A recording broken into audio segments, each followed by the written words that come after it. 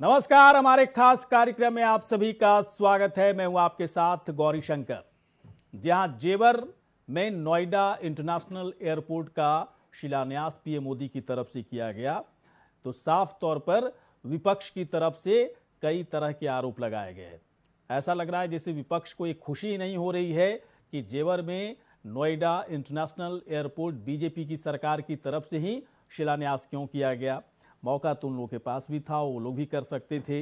लेकिन दरअसल यहां से एक बड़ा सवाल उठकर आ रहा है कि विकास का मॉडल, हिंदुत्व, राष्ट्रवाद और उसके साथ विकास का मॉडल पूरी तरह से बीजेपी के एजेंडे में है, बीजेपी की तर्कश में है। और इसी तर्कश के बल पर, इसी एजेंडे के बल पर बाकायदा पश्चिमी उत्तर प्रदेश, पूर्वी उत्तर प्रदेश, बुंदेलखंड के इलाकों को जीतने का दम भर रही है बीजेपी। विपक्ष परेशान है। परेशान क्यों है? विपक्ष के पास भी बहुत कुछ कहने के लिए है, बहुत सारे मुद्दे हैं। विपक्ष को उन मुद्दों के साथ जनता के बीच में जाना चाहिए। इसी पर हम चर्चा करेंगे। कई मेहमान, कई पार्टियों के नेता हमारे साथ रहेंगे, लेकिन पहले एक रिपोर्ट दिखाते हैं आपको।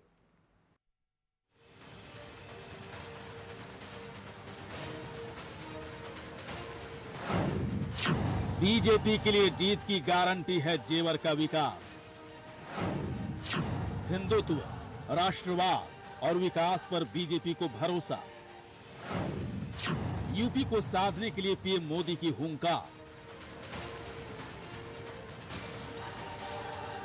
पूर्वांचल बुंदेलखंड के बाद बीजेपी का फोकस पश्चिमी यूपी को साधने पर है।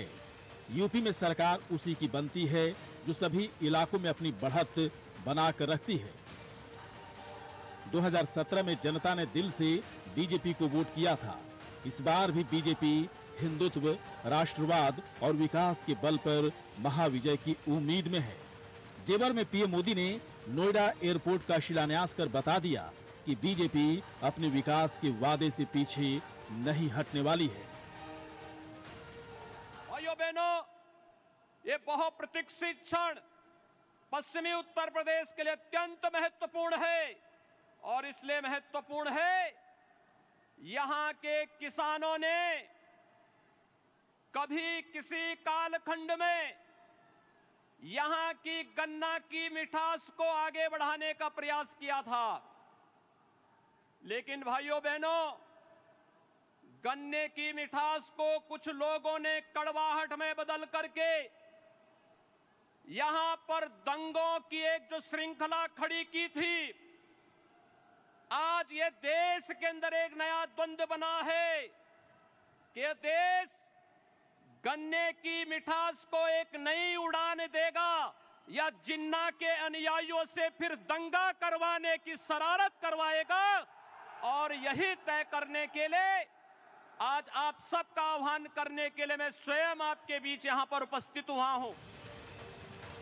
बीजेपी के विकास मॉडल से लेकिन विपक्ष परेशान है। जेवर में एयरपोर्ट बनने की खुशी नहीं, बल्कि चुनाव से पहले बीजेपी के बढ़ते कदम से विपक्ष बौखलाया हुआ है और योगी सरकार के साथ साथ केंद्र सरकार पर भी निशाना साध रहा है। भारतीय जनता पार्टी सिर्फ मार्केटिंग इवेंट करना जानती है। ये सिर्फ मार्केटिंग इवेंट में विश्वास रखती है, काम में विश्वास नहीं रखती है। ये शिलान्यास तो कर सकती है लेकिन काम नहीं कर सकती। काम समाजवादी लोग करते हैं, इसलिए समाजवादियों को काम बोलता है। 2022 में समाजवादी की सरकार आएगी, समाजवादी भव्य जेवर एयरपोर्ट बनाएगी और इसको बेचने भी नहीं देगी। भारतीय जनता पार्टी तो बेच भी देती है, रेलवे बेच दी, एयरपोर्ट बेचने में लगी है। हम इसको बेचने से भी रोकेंगे और अच्छा एयरपोर्ट भी बना के देंगे। देखिए, जिस तरीके से विकास के दावे कर रहे हैं वो पूरा उत्तर प्रदेश जानता है कि विकास के नाम पे पूरे उत्तर प्रदेश में विनाश हुआ है। आज ये फिर एक नया प्रोपेगेंडा लेके आए जेवर एयरपोर्ट। अभी आपने देखे इनका जो है सारी योजनाओं को आप देख लिए, स्मार्ट सिटी और जो है क्या नाम है माँ गंगे और उज्ज्वला योजना के नाम पे सिलेंडर इतना महंगा कर दिया कि महिलाओं को अपना सिलेंडर भरवाने में परेशानी हो रही है। आज महिलाएं अपना जो किचन का बजट है वही लोग जान सकती हैं कि क्या महंगाई के हालात हैं। आज टमाटर 100 रुपये किलो बिक रहा है। तो ये सब इनका प्रोपेगेंडा है। आज उन किसानों का दर्द ये नहीं जान रहे हैं जो वहाँ से 9,000 किसान विस्थापित हैं। विपक्ष कुछ भी कहे, लेकिन एक बात तो सही है कि योगी सरकार अपने संकल्प पत्र के 90% वादों को पूरा कर चुकी है। सिर्फ इतना ही नहीं, वादों से ज्यादा विकास यूपी की जनता के नाम कर रही है। इसलिए कहा जा रहा है कि विकास के रनवे पर मोदी योगी की जोड़ी देख विपक्ष हताश है। Bureau report, India voice.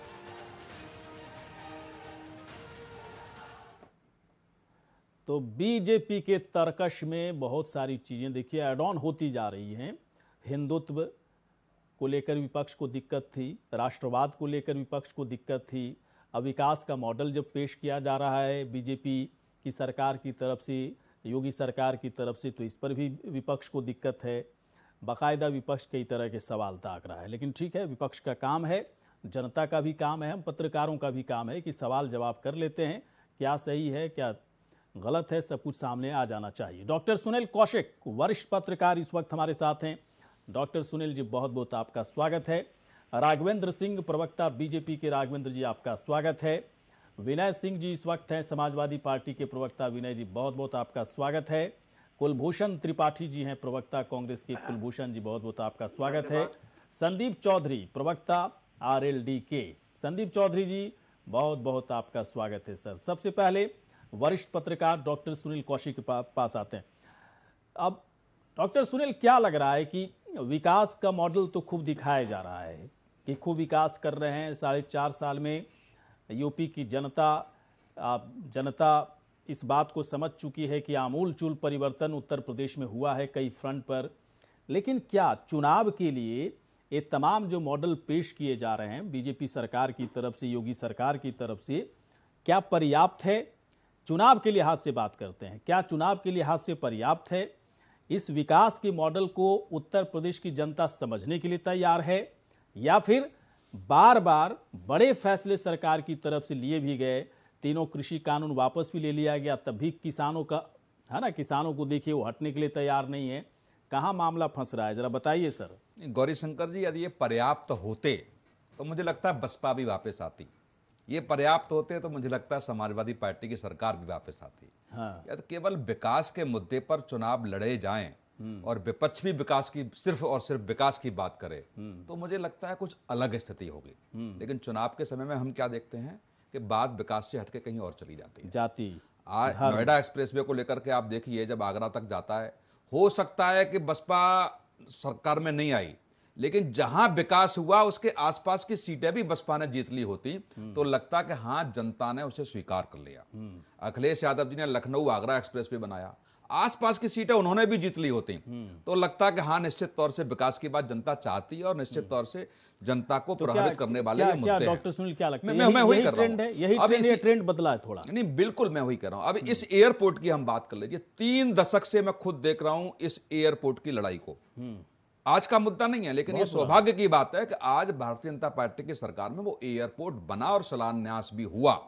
लेकिन आप बात करिए 3 दशक पहले की, आगरा वाले चाहते थे यहां एयरपोर्ट हो जाए, बहुजन समाज पार्टी की सरकार आई, चाहती थी जेवर में एयरपोर्ट बने, अखिलेश यादव की सरकार आई, वो चाहती थी फिरोजाबाद में एयरपोर्ट बने, भाजपा के महेश शर्मा चाहते थे कि नोएडा में, ग्रेटर नोएडा में एयरपोर्ट पर। इस सब की लड़ाई 25-30 साल से चल रही है। अब जाकर के ये क्लियर हो पाया और उसका शिलान्यास भी हो गया कि हाँ, एयरपोर्ट स्थापित होगा। तो अब बताइए कौन सा राजनीतिक दल विकास की बात करना चाहता है? यदि विकास की बात होती तो पहली सरकार में ही एयरपोर्ट बन गया होता, लेकिन कहीं ना कहीं उसमें भी राजनीति है कि मेरा वोट बैंक वहां से कैसे सदेगा। आगरा को आवश्यकता थी एयरपोर्ट की, क्योंकि ताजमहल वहां है, बहुत सारे देशों के लोग वहां ताजमहल को देखने के लिए आते हैं, लेकिन राजनीति ने आगरा में एयरपोर्ट नहीं बनने दिया। यहां जो एयरपोर्ट बना है, इस एयरपोर्ट की बगल में एयरपोर्ट है, दिल्ली में बहुत जरूरत नहीं थी, लेकिन राजनीति के कारण यहां एयरपोर्ट बना। तो ये समझना जनता भी सब समझती है। हाई कोर्ट की बेंच को लेकर के कब से मांगे चल रही हैं, करीब 2 दशक से मैं सुन रहा हूं कि आगरा में होगा कि मेरठ में होगा, यहां भी राजनीति हो रही है। तो ये सारी चीजें मुझे लगता है कि ये, और दूसरी बात, आज मैं बता रहा हूं, जो एयरपोर्ट का जो आज उद्घाटन हुआ, तमाम राजनीतिक दल इसको पचा नहीं पा रहे हैं।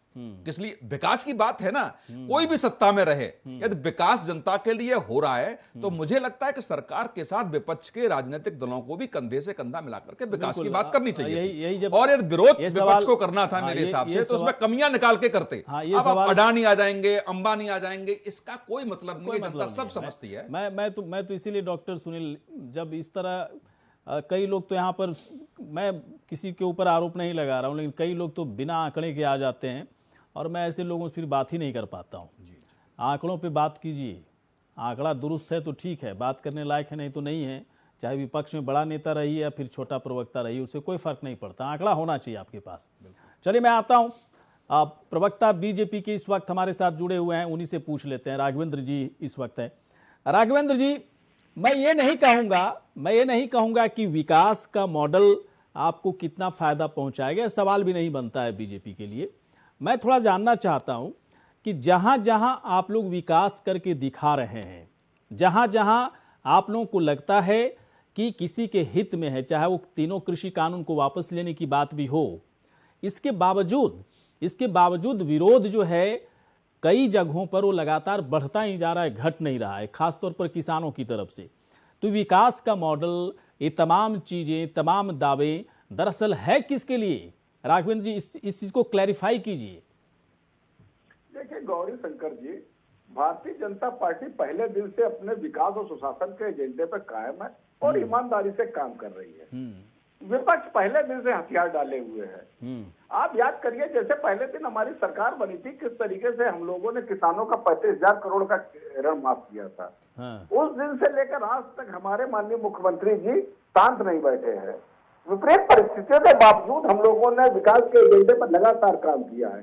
उसी प्रकार से सुशासन के एजेंडे पर काम किया है। अब मैं विकास की जैसे कुछ बातें बताना चाहता हूँ बेरोजगारी के विषय में। या जैसे 17.5% बेरोजगारी दर समाजवादी पार्टी के समय थी, जब 2017 में समाजवादी पार्टी की सरकार गई थी। आज वर्तमान में वो जो है घट करके 6.5% हो गई है। इस तरीके से बहुत से काम हुए हैं। हम लोग लगातार जो है खाद्यान्न उपलब्ध करा रहे हैं गरीबों को, हम लोग शौचालय बनवाया है, मकान उपलब्ध कराए हैं, सड़कें बनवाई हैं, मेट्रो के 9 शहरों में मेट्रो चलवा रहे हैं। इस तरीके से बहुत जबरदस्त हम लोग काम कर रहे हैं। इसी प्रकार से केंद्रीय योजनाओं में उत्तर प्रदेश इससे पहले कभी भी एक भी योजना में अव्वल नहीं है। वर्तमान में 44 ऐसी केंद्रीय योजनाएं हैं जिसमें देश में अव्वल नंबर पर काम कर रहा है।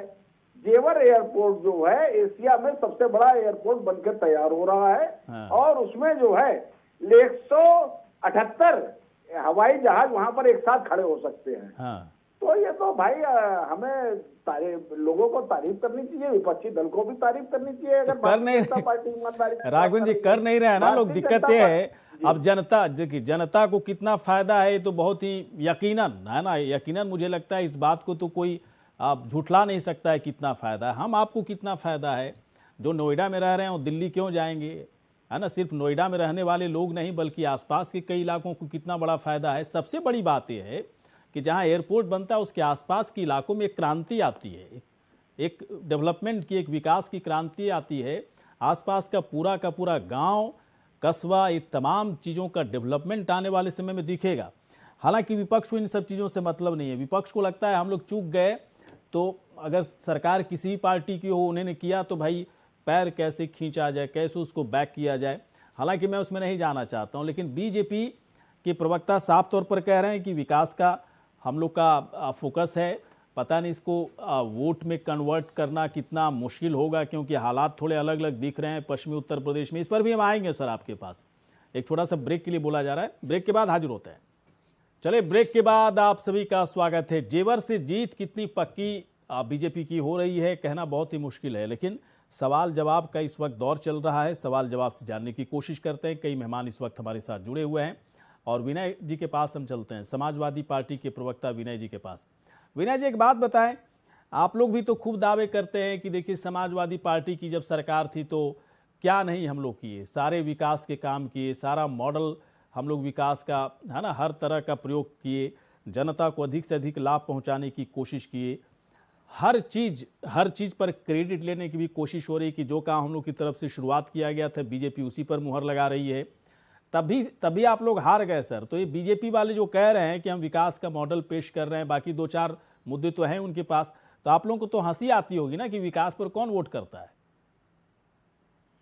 देखिए गौरी शंकर जी, एक तो आप बात कर रहे हैं विकास की, उसके बाद कह रहे हैं उससे हार गए। आप हार विकास से करने से नहीं गए। भारतीय जनता पार्टी ने जिस तरीके से लोगों को बहलाने फुसलाने और जिस तरीके से हिंदू मुस्लिम कर प्रदेश को पीछे ले जाने का काम किया, कहीं न कहीं उसमें क्योंकि इन सब चीजों में हम लोग नहीं थे, इसलिए कहीं न कहीं हो सकता है पीछे हो गए।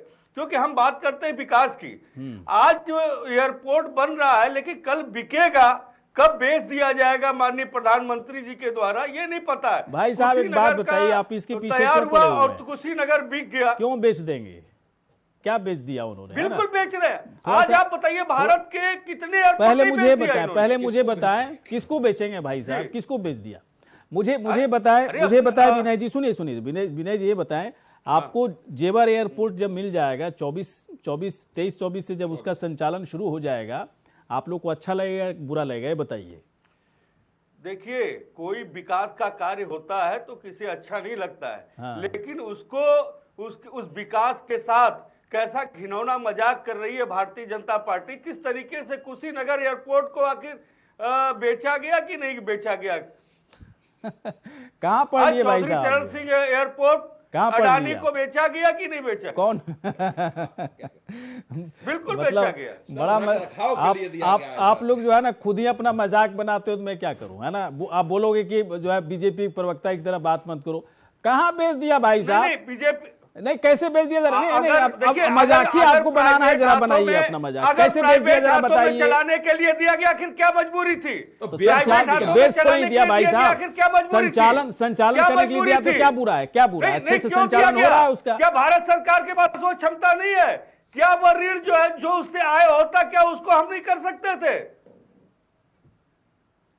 बहुत सही है भाई साहब, मतलब कोई- आपके ज्ञान नहीं, के कोई सामने मैं नया- नतमस्तक हूं। देखिए, बोलिए आगे। आप विनय जी, गौरी शंकर जी सुनिए, एक में सुन हाँ, लीजिए। हाँ, बोलिए, आप माननीय प्रधानमंत्री जी को अपने पूंजीपति मित्रों के लिए कोई जमीन अधिग्रहित करके उनको दे दिया जाए, वह बढ़िया एयरपोर्ट का निर्माण करें, संचालन करें, यह देश के प्रगति में होगा। लेकिन जो हमारा है, जो पहले से हमारा तो रहा क्या है, चाहते हैं आप? उसे सुनिए अपने एक मिनट, पूंजीपति नहीं मित्रों को मैं दे पूछ करके- लेता हूं आपसे विनय जी, क्या चाहते हैं आप? जेवर एयरपोर्ट का क्या होना चाहिए जरा बताइए। अब आप दीजिए ना, आप थोड़ा सलाह दीजिए, ऐसे ही आरोप लगा देने से नहीं होगा। आंकड़े क्या है आपके पास बताइए। 34-35 हजार करोड़ रुपया जो खर्च हो रहा है, किसानों की इतनी जमीन को अधिग्रहण किया गया है, तो ऐसे ही सरकार बेवकूफ़ी नहीं कर रही है ना? आप बताइए ना कि कहाँ गलती हो रही है सरकार की तरफ से। आप लोग रहते तो क्या करते जरा बता दीजिए। ज्ञान जरूरी है, ऐसे बताइए क्या करते आप लोग? गांव वाले को दे देते संचालन करने के लिए? जी, गौरी शंकर जी, गांव वालों को या किसी को नहीं देते। गांव वालों को लेकिन जितना मिलना उत्तर था मिला, प्रदेश है ना? सरकार बाकी और चीजें या मिलेंगी भारत उनको। सरकार सब चीज का एक ये होता है ना, स्किल। अपने हाथों क्या में भाई लेकर साहब के टेक्निकल उसका बातें में संचालन फंस करती जाते हो आप। चलिए कोई नहीं, आऊंगा मैं आपके पास, है। कोई बात नहीं, मैं समझ गया कितना आंकड़ा दुरुस्त है आपका। बस 2-4-5 लाइन सीख करके आ जाते हो कि सब बीजेपी को गाली देना है, कांग्रेस को नहीं, तो गाली आप- देना है नहीं, और समाजवादी मुझे पार्टी मालूम की है। जयकार देखिए, करनी है। ऐसे नहीं नहीं, चलता है नहीं, आपको सर। डिबेट हमें में मालूम बैठे है हो और कि आपको भारतीय ज्यादा जनता कड़ा सवाल पार्टी- पूछ दूंगा तो अभी कहोगे गौरी भारतीय शंकर जनता बीजेपी का नहीं, क्या प्रवक्ता कड़ा है, सवाल पूछेंगे पता आप? नहीं क्या क्या क्या बोलते हो, सवाल गौरी शंकर पूछेंगे बिका आप हुआ क्या? पत्रकार है, क्या कहना, ऐसे नहीं चलता नहीं, ना। आप गौरी 2-4 शंकर लाइन जी बोल का करके हमेशा से एजेंडा रहा है 2-4 ये। लाइन बोल कि करके भारतीय अपना जनता एजेंडा सेट पार्टी मत का करो इस एजेंडा डिबेट चलाते हैं में। चैनल पे। ये डिबेट किसी का एजेंडा सेट करने के लिए नहीं चलाते भाई साहब, समझ लीजिए इस चीज बिल्कुल को। आप है ना? सेट करते हैं। मैं आता हूं, आप पहले आपके कहने से हो जाएगा क्या? आपके कहने से हो जाएगा? ब्रह्म ज्ञान है क्या आपको? बीजेपी क्या सवाल? नहीं एक मिनट, बीजेपी के प्रवक्ता से कौन सीधा सवाल मैंने पूछ लिया था? आते हैं प्रवक्ता हैं कांग्रेस के, ऐसी बेवजह बात मत कीजिए विनय जी। कुछ है ना, आंकड़े उकड़े रहे तो बात कीजिए, ऐसे नहीं होता है डिबेट। अपना एजेंडा लेकर के ना अपने घर में रखो आप अपना एजेंडा। जो है यहाँ आपका एजेंडा नहीं चलेगा ना, बीजेपी का एजेंडा चलेगा। जो जनता का सवाल है पूछ रहा हूं, क्या करते आप लोग? आप क्या करते? जेवर एयरपोर्ट अगर आप बनाते तो क्या करते जरा बताइए। संचालन का काम किससे करवाते हैं बताइए? अरे जो स्किल्ड होगा उसी से कराओगे ना भाई साहब। खुद करती। आप तो ऐसे बात करो, सफाई से जो है गांव वाले को बुलाओगे, ट्रक में भर करके वही संचालन करेगा अडानी एयरपोर्ट। अंबानी को देती? आप ये बताइए, क्यों अडानी अंबानी को और देती? गवर्नमेंट क्या करे? एयर इंडिया क्या हाल हुआ? सरकार नहीं चलाया मिसमैनेजमेंट ना। हुआ ना। आते हैं एयर कुलभूषण इंडिया का त्रिपाठी के कौन सा हाल हुआ? पास। आज बीएसएनएल का समझ में आ कि गया। जो हालात बड़ा है, वो कंफ्यूजन भारत सरकार खुद कुलभूषण उसकी त्रिपाठी जिम्मेदार है। कुलभूषण आप त्रिपाठी जो के पास है, आते हैं। अंबानी एक मिनट विनय अंबानी जी, को ऋण दे ये सकते अडानी हैं, अंबानी के BSNL अलावा आप की लोगों को कुछ सुधारने दिखता के लिए नहीं है। BSNL बाकी को ऋण आंकड़े में नहीं दे इतने सकते। कमजोर हो, अपना डेवलपमेंट तो आप बता नहीं पाते हो नहीं, कि समाजवादी आंकड़े पार्टी ने आपके कितना पास डेवलपमेंट है। किया, आपके दूसरे पे पास आरोप बीजेपी लगा के रहे आंकड़े हो, होंगे। है ना? 10-15 जो डेवलपमेंट आपके किया पास उसी का आंकड़े बीजेपी रख लो, के कम से कम आंकड़े अच्छा लगेगा सुनने में। कुलभूषण त्रिपाठी, मैं आपके पास आता हूं सर। रायबरेली के बाद, रायबरेली में जिस तरह से आप लोग हैं, एक्टिव हैं, अमेठी छूट गया, उत्तर प्रदेश छूटने की कगार पर था, प्रियंका गांधी आ गई, लेकिन देखिए यहाँ तो विकास का मॉडल पेश किया जा रहा है, विकास पर विकास, और कांग्रेस कहती है हमारे इतना कौन विकास किया, तब भी कांग्रेस जो है नेपथ्य में चली गई। तो विकास पर वोट मिलेगा क्या सर आपको? ये जो बाकायदा जो प्रियंका गांधी इतना घूम रही हैं तरह तरह से, है ना, दलितों के यहाँ जा रही हैं, झाड़ू दे रही हैं, है ना, क्या होगा बताइए ना सर, जरूरी है थोड़ा आंकड़ों के हिसाब से बताइए क्या क्या कर रहे हैं आप लोग, कितना उम्मीद है? निश्चित तौर पर गौरी शंकर जी, विकास इस देश का मुद्दा रहा है और मुद्दा रहेगा। हाँ। आप इसको वोटिंग के सीधे पैटर्न से जोड़ के नहीं देख सकते, लेकिन हमारी पार्टी हमेशा इस एजेंडे पे काम करती रही और आगे काम करेगी। ठीक बात बोले। जहां तक रही आज के जेवर एयरपोर्ट के उद्घाटन की, उस पे हमारी पार्टी को कोई भी ये ऐतराज नहीं है कि विकास का कार्य नहीं होना चाहिए। हाँ। निश्चित तौर पर नए एयरपोर्ट बनने चाहिए और विकास की यह प्रक्रिया चलनी चाहिए। हाँ। लेकिन उसकी जो एक लोकतांत्रिक प्रक्रिया है, उस प्रक्रिया पे प्रश्न चिन्ह है कि क्या जेवर एयरपोर्ट, जैसा आपने बताया कि वहां किसानों को मुआवजा दे दिया गया, तो मैं पूछना चाहूंगा, यहाँ भारतीय जनता पार्टी के प्रवक्ता बैठे हुए हैं हमारे बड़े भाई राघवेंद्र जी, वो बताएं कि कितने प्रतिशत किसानों को मुआवजा मिल चुका है और कितने प्रतिशत किसानों को मुआवजा भी नहीं मिला है। समस्या ये है कि आपने मुआवजा नहीं दिया है, चुनाव चूंकि यूपी का सर पे आ गया है, इसलिए आप सिर्फ और सिर्फ वहां जाके शिलान्यास, लोकार्पण और ऐसा एक इवेंट क्रिएट करते हैं जिसे आप चुनावी रैली की तरह से प्रस्तुत करते हैं। क्योंकि पता है पश्चिम में किसानों के आंदोलन के कारण आपकी जमीन खिसक चुकी है, इसलिए अपनी खोई हुई जमीन को पाने के लिए वहां पे एक इवेंट मैनेजमेंट है। इसी तरह कैसे से पता चला सरकार ने, ये कैसे पता चल रहा है कुलभूषण त्रिपाठी जी को कि बीजेपी की जमीन पश्चिमी उत्तर प्रदेश में खो गई है, हाँ खिसक गई है, कैसे पता चला आपको? अभी जो 3 कृषि पिछले बार भी 2017 में भी यही बात करते थे आप लोग, 2019 में भी यही बात करते थे, मालूम चला बीजेपी के सामने सब साफ हो गए। तो कैसे मालूम सर, आप लोग जो कहते हो ठीक उसके उलट हो रहा है काम। अभी आप लोग हल्ला मचा रहे हो ना कि पश्चिमी उत्तर प्रदेश तो गया बीजेपी के हाथ से, किसान नाराज है, तो किसान अब क्यों नाराज रहेंगे? तीनों कृषि बिल तो वापस हो गया ना, अब आप लोग भड़काओगे तभी नाराज होंगे वो। उत्तर सुनेंगे आप? बोलिए सर। तो उत्तर सुनने का जितनी देर प्रश्न पूछते हैं उसी अनुपात में उत्तर का समय दे दिया करिए गौरी शंकर जी। बोलिए कुलभूषण। मैं ये कह रहा हूं कि 3 कृषि कानून आपके वापस हो गए, क्या किसान अपने घर लौट गए? प्रधानमंत्री जी ने तो ये कहा कि हम माफी मांगते हैं और आप अपने घर चले जाएं। अभी तक आप उनको आतंकी, खालिस्तानी और गुंडे कह रहे थे। एक बात बताइए भाई साहब, एक बात बताइए, माफी नहीं मांगी। एक बात बताइए कुलभूषण जी, आप लोग भी कह रहे थे ना, सुनेंगे आप गौरी? अरे सुनेंगे तब ना सर, जब बात सही करोगे आप, बात ही आप उल्टा पुल्टा इधर उधर। आप लोग भी कहते थे ना कि तीनों कृषि कानून जब तक वापस नहीं होगा तब तक किसान घर नहीं जाएंगे। आप लोग का वर्जन था सर, राहुल गांधी भी यही बात करते प्रियंका गांधी भी यही बोलते थे, आप भी 10 जगह ही बोलते होंगे। तीनों कृषि कानून वापस हो गया, घर नहीं गए, क्यों नहीं गए ये आप लोग को अच्छे से पता होगा। गौरी शंकर जी, आप चाहते उत्तर न दूं तो बिल्कुल न बोलूं। नहीं सर, क्यों चाहेंगे, बैठा रहूंगा, क्यों चाहेंगे सर, बोलिए ना। आप प्रश्न पूछते हैं, उत्तर देना शुरू करता हूं, आप दूसरा प्रश्न पूछते हैं, तो आप, मैं बता रहा हूं किसान क्यों नहीं घर गया। हाँ बताइए। आप सुनिए ना, किसान क्यों नहीं कर गया? क्योंकि किसान को प्रधानमंत्री पर और इस सरकार पर भरोसा नहीं है। ये जुमले और झूठ की सरकार है। ये 15 लाख का वादा करती है, 6 दिन का वादा करती है, नोटबंदी का वादा करती है और कहती नोटबंदी से अगर जो ऐसा न हुआ तो चौराहा ढूंढ लेना। आज भी आप ऐसे ही वादे कर रहे हैं। आप कहते रहिए कि हम कानून वापस ले रहे हैं। किसानों की 4 मांगे थी, उसमें एमएसपी कानून का भी मामला था।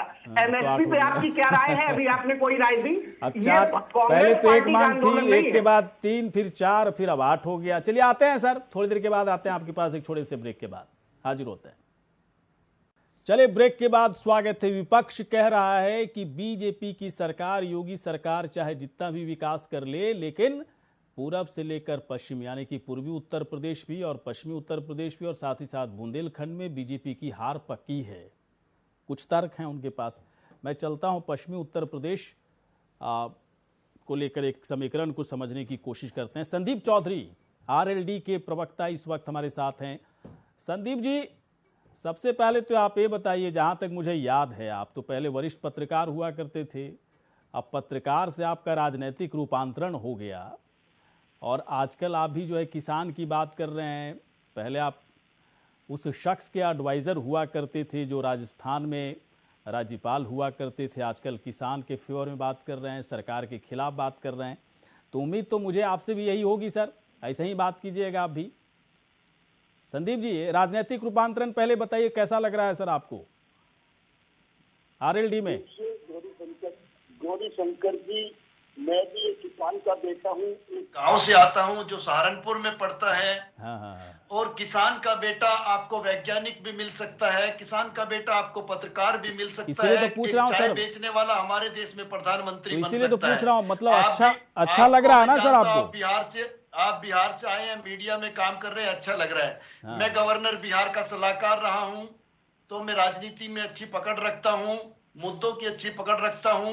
पश्चिम उत्तर प्रदेश से बेसिकली बिलोंग करता हूं, और आज मेरे पास मौका है राजनीति में काम करने का, और मैं राजनीति को एक सेवा मानता हूं, और सेवा मानकर मैं काम कर रहा हूं। बहुत बढ़िया सर, मतलब आपको बहुत मजा आ रहा है। मैं इसलिए देखिए पूछा आपसे कि अच्छा लग रहा है। अब संदीप चौधरी से हम सवाल तो वैसा नहीं करेंगे जैसा एक वरिष्ठ पत्रकार से किया करते थे। संदीप जी तो अब राजनीतिज्ञ इंसान हो गए, तो मेरा सवाल भी कुछ उसी तरह का रहेगा। संदीप, पहले तो मैं दोस्त की तरह बात करता था आपसे, पहले भी मैं राजनीतिक विश्लेषक था। चलिए ठीक है सर। मैं एक बात पूछना चाह रहा हूं सर, पश्चिमी उत्तर प्रदेश में खूब डंका आप लोग बजा रहे हैं, ढोल पीट पीट कर बोल रहे हैं बीजेपी जितना भी विकास कर ले, कुछ भी कर ले, हमारा समाजवादी पार्टी के साथ अलायंस हो गया, बीजेपी को हरा कर दम लेंगे। किसान से पूछा आप लोगों ने कि किसान है आपके साथ या नहीं है, या ऐसे ही डंका बजाए जा रहे हैं सर?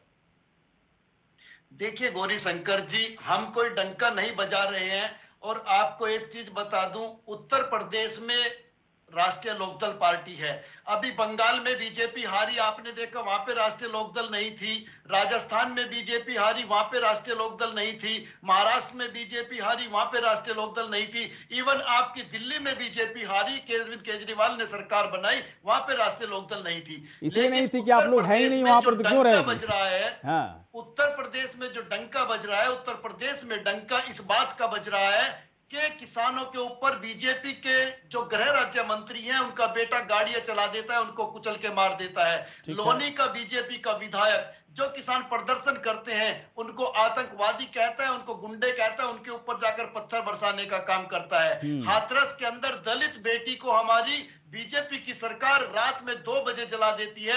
आप भी भाई साहब देखिए, यही दिक्कत है ना। आरएलडी से सवाल करो, एक मिनट अब संदीप जी, आरएलडी से सवाल करो, आरएलडी से सवाल करो, या अब सुनिए संदीप जी, सुनिए, धारा प्रवाह नहीं सर, धारा प्रवाह नहीं, सुनिए तो सवाल सुनिए।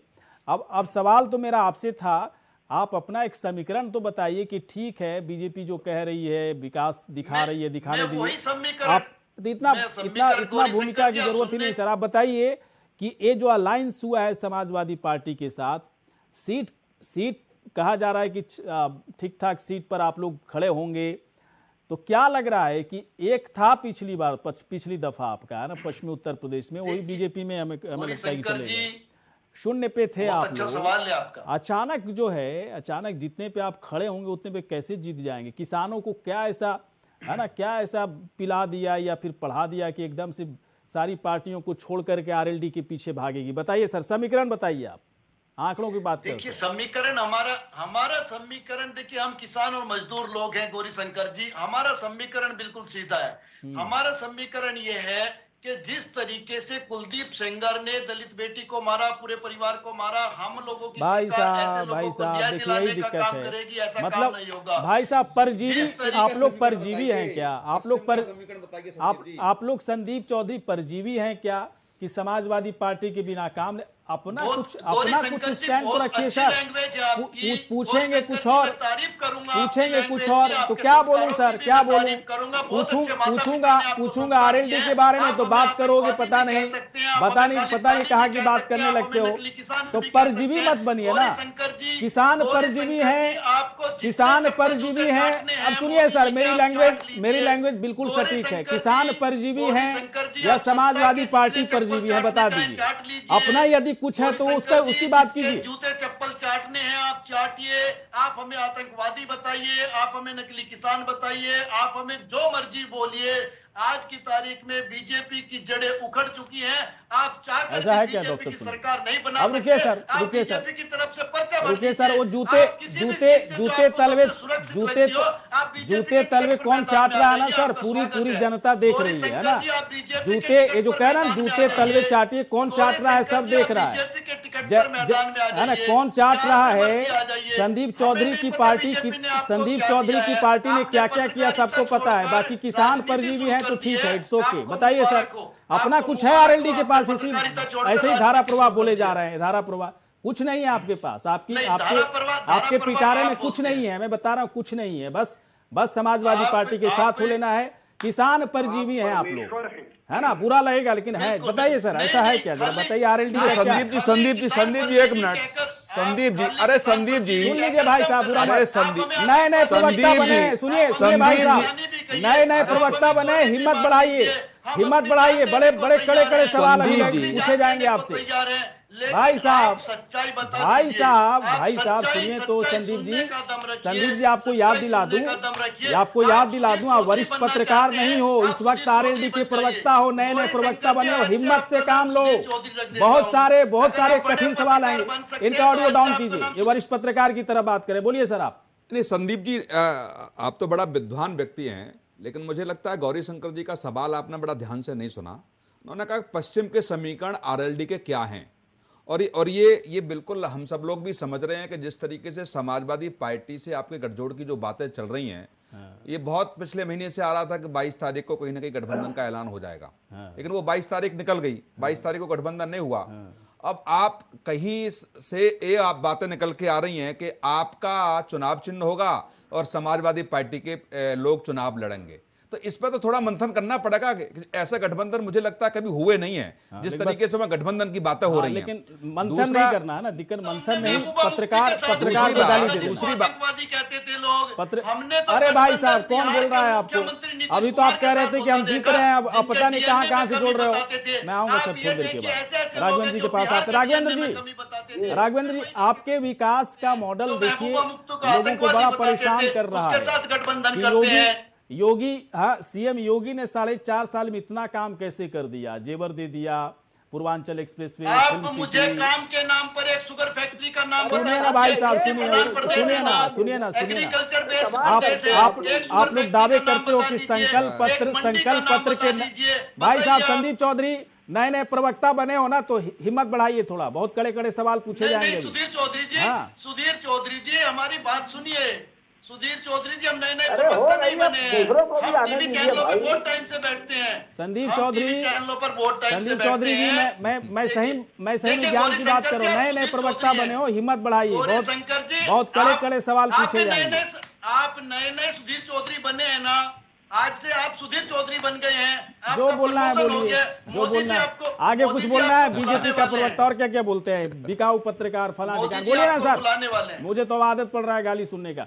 मैं आता हूं राघवेंद्र जी, ये जो विकास का मॉडल, लोगों को लगता है ऐसा कि विपक्ष खास करके, आप जो दावे कर रहे हैं ना कि हम ये कर रहे हैं, पूर्वांचल ला रहे हैं, जेवर देखिए ला रहे हैं, फिल्म सिटी दे रहे हैं, संकल्प पत्र के 90% वादे पूरे कर दिए, और विपक्ष इतना परेशान क्यों है सर? कहां दे रहे हैं विपक्ष क्यों इतना परेशान है? पार्टी ने अपना संकल्प पत्र देखा है, झूठ बोलने वाली पार्टी है, कहां दे रहे हैं, कहां दे रहे हैं, कौन सा विकास दे रहे हैं? अरे आंकड़े सुनिए भाई, अरे क्यों आप परेशान हो? मैं आपसे नहीं पूछ रहा हूं भाई, आप देखिए जवाब। विनय जी सुनिए, ऐसे बिना पढ़े लिखे आके बैठ जाते हो आप, है ना, ये कब्जा कर लिया, वो कब्जा कर लिया, ऐसा लग रहा है कि आप अफगानिस्तान में रह रहे हैं, भारत में रह ही नहीं रहे हैं। सुनिए पहले क्या बोल रहे हैं राघवेंद्र जी।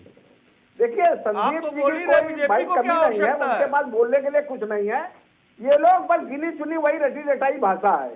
चाहे कोई भी राजनीतिक दल का प्रवक्ता हो, भारतीय जनता पार्टी को छोड़ के 1 दर्जन है घटनाएं या कोई विषय है, उन्हीं को लेकर के अलग अलग तरीके से रखते हैं। नहीं तो बीजेपी के प्रवक्ता की आवश्यकता क्या? आप तो बैठे ही है, उसे आप तो बैठे ही है, समाजवादी पार्टी तो बैठे ही है, बीजेपी के प्रवक्ता की क्या आवश्यकता है?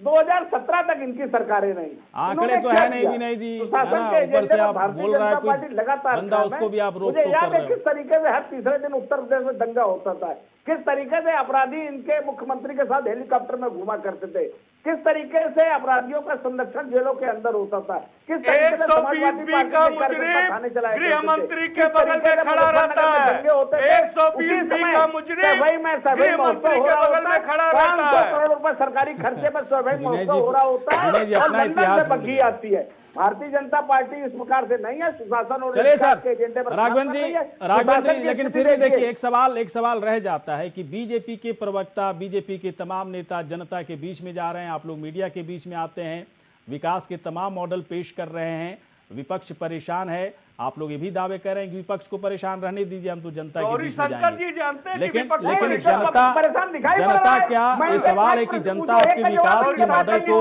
पसंद कर रही है, नहीं कर रही है? अगर रिसर्च और इतिहास देखें तो बड़ा गड़बड़ झाला दिखता है। लेकिन मैं आता हूं छोटे से ब्रेक के बाद, हाजिर होते हैं।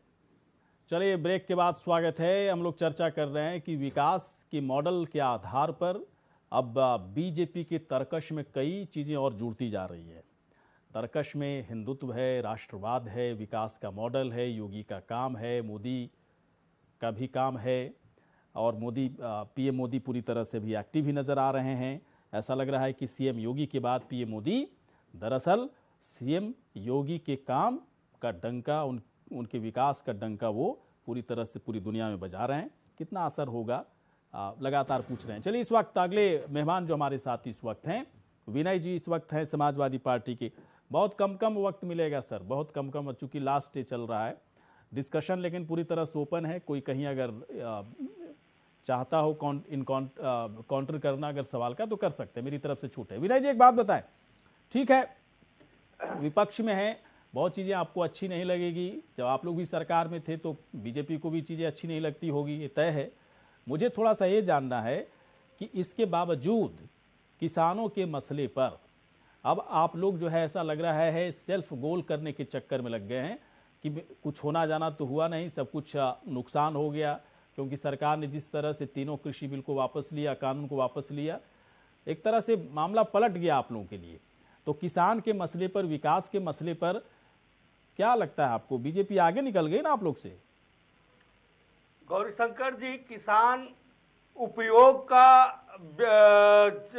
मसला होगा आपके लिए और आपकी पार्टी भारतीय जनता पार्टी के लिए। समाजवादी पार्टी के लिए मतलब किसान मेरे उपयोग और का मेरी मसला पार्टी नहीं है। भारतीय जनता पार्टी। आज किसान को वहां पर एक साल तक क्यों बैठना पड़ा? भाई साहब, एक बात बताइए, सोच के आते हो क्या घर से कि आज एंकर गौरीशंकर है तो उसको बीजेपी का प्रवक्ता घोषित कर देना, क्या दिक्कत है भारतीय जनता पार्टी के पर्चे को पढ़ने का काम करते हैं। राष्ट्रवाद है, ये है, वो है, ये सारी चीजें आप बीजेपी के प्रवक्ता को बोलने नहीं देते हैं। उन्हें नहीं पता है, उन्हें नहीं पता उनके अंदर कितना राष्ट्रवाद है। आप बताने का काम करेंगे कि बीजेपी के अंदर कितना राष्ट्रवाद है? मुझे मालूम है भारतीय जनता पार्टी के अंदर राष्ट्रवाद नहीं है।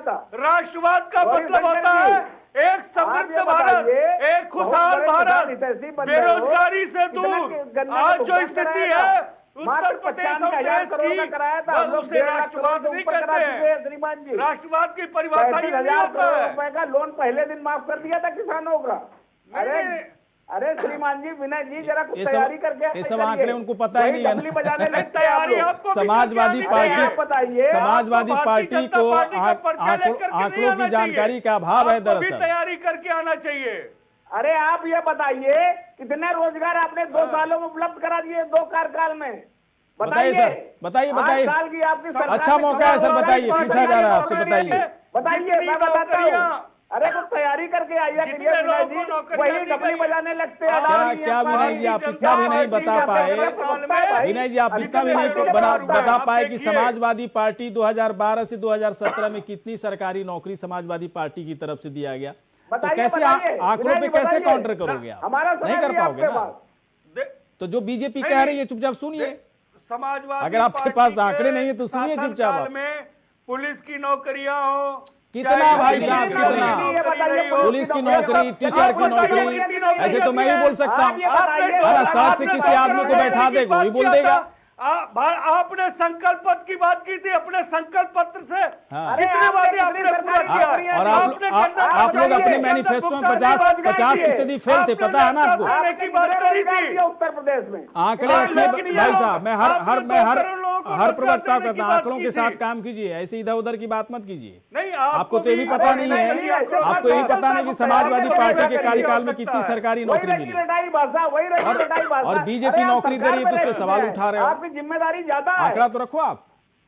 अगर ये कह सकते हो कि बीजेपी जितना सरकारी नौकरी दे रही है, समाजवादी पार्टी से ज्यादा नौकरी देती थी, तब तो सही है ना भाई साहब? भारतीय जनता पार्टी ने कितनी सरकारी नौकरियां दी है? उसके बाद बोल दोगे बीजेपी के प्रवक्ता। चलिए, आप सभी यहाँ पर आए सर, बहुत बहुत शुक्रिया, बहुत बहुत शुक्रिया, धन्यवाद। इसी के साथ खास कार्यक्रम में इतना ही। नमस्कार।